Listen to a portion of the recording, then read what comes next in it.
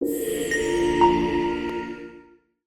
thing that this bubble talk misses, right, is it misses the fundamental um, play of venture capital. So I mean, it's easy to call a bubble when things are priced incredibly high, right? And maybe things are very, very high, And I saw Anthropic they were going to raise some money at like 100 billion, and they raised at 180 something billion. And so, like, there's obviously some froth in the market, but what that and it's very easy to say, oh, that's a bubble, right? But and look, maybe it is in that individual case, but fundamentally, VCs know when they go and spray money everywhere, they know that 8 out of 10 are going to fail, and they just need to be in the winner. They need to be in the winners, right?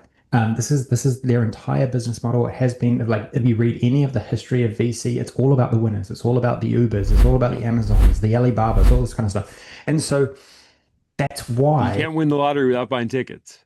that's right. And so yes, some are going to fail, and they absolutely know that, and that's just like a given of the business model. And so I think just counting a high valuation there, a high valuation there, and then defaulting to this is a bubble, I think is just an easy it's just lazy thinking. It's lazy thinking. Mm. Right?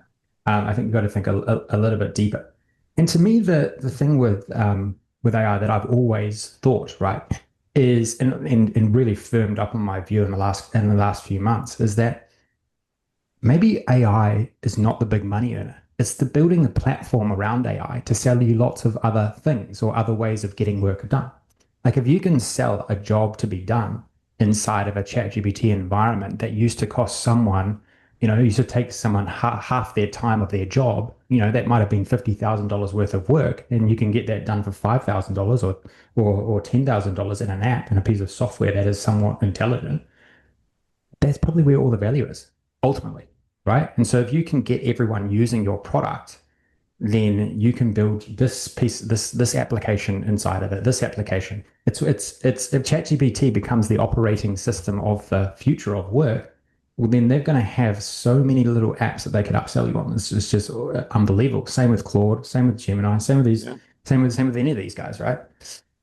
So, I mean, uh, Google is I mean, they are going all in on that in the sense that you go to labs or studio now, there's like 40 different things you can play with. I mean, yeah, yeah, and there's more every day. And just yesterday I posted about, how you can use their tools if you're studying for one of the certifications like the PL 300. In yeah, 5 minutes, you throw a book in there, a PDF of a training book. mm, You give it one fairly detailed prompt, and in 5 minutes you've got an infinite number of training questions and practice exams. You know, that used to be over $100 to buy just a couple of practice exams.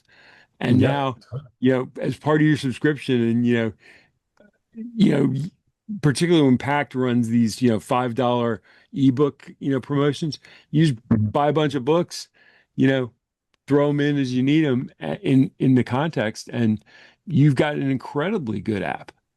yeah. And if you have users, you can find a way to monetize.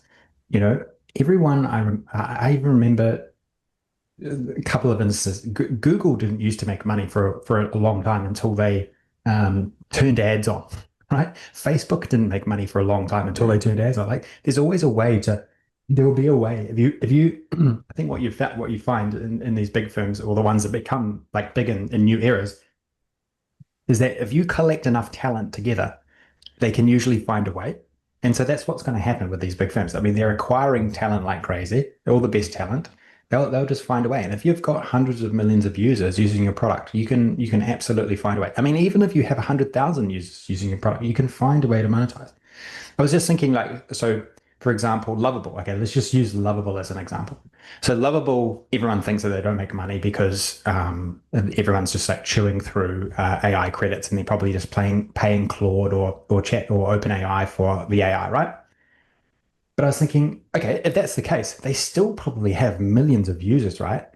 There is a lot of people making money around them that they could then do themselves. Like there's a lot of people buying domains. There's a lot of people using Mhm. databases. There's a lot of people needing to host their websites. Like they could start charging for all of the stuff that is like existing around their core AI product, right? So that's just one example. That's just one example of what I think could potentially happen. So it kind of just, I mean, I'm just kind of trying to circle back to, people are saying that no one's making money from this AI thing. Well, I think that there is a lot of people making money, but maybe it's just not the actual individual pieces of software right now, but they will find a way. Like they will find a way. If you've got lots of users, you can usually find a way. Did you see Super Base, mate? You got another five billion. They raised 5 billion higher. Yeah. Wow.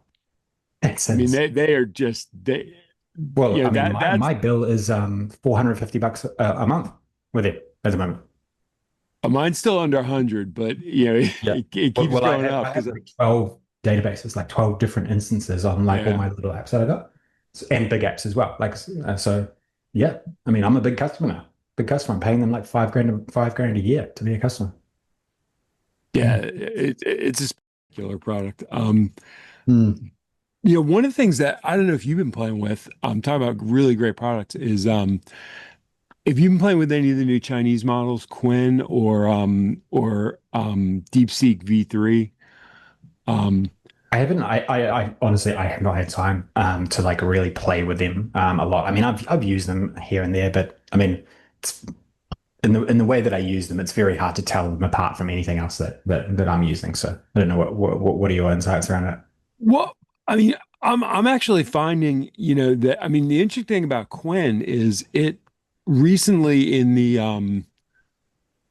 I can't remember which benchmark it was. It's one of the ones that I think is quite rigorous. It was the number one ranked data analysis Mm. model, and Mm. it is unbelievably cheap. I mean, I Yeah, ran for like 2 hours in it, and I think I spent $1, yeah, and it one of the things that I heard is that the new I think it's the newest DeepSeek. I'm not sure if it's the newest Quantum or the newest DeepSeek. There's one of them that is a max version that is now not open source. And I think that's fascinating in the sense that, the Chinese models have always been open source. And mm.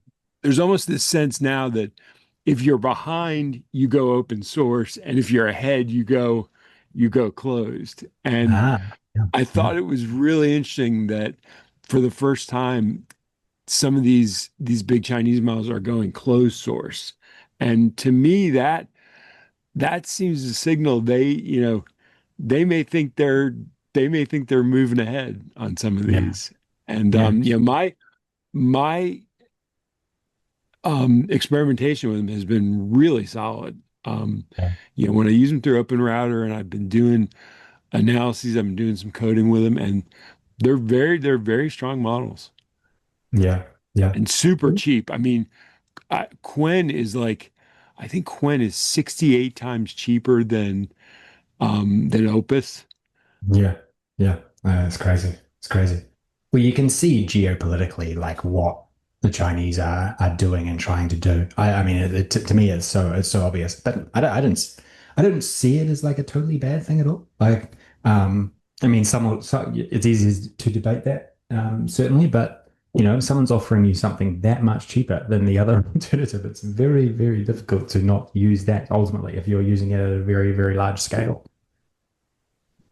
Yeah, I don't make yeah, I tend not to make my AI use, highly political. Yeah. I'm kind of just testing, are these models good or not? And the ones they're turning out are really, really solid. Yeah, I think that's what it will come down to. It will come down to quality at the end of the day.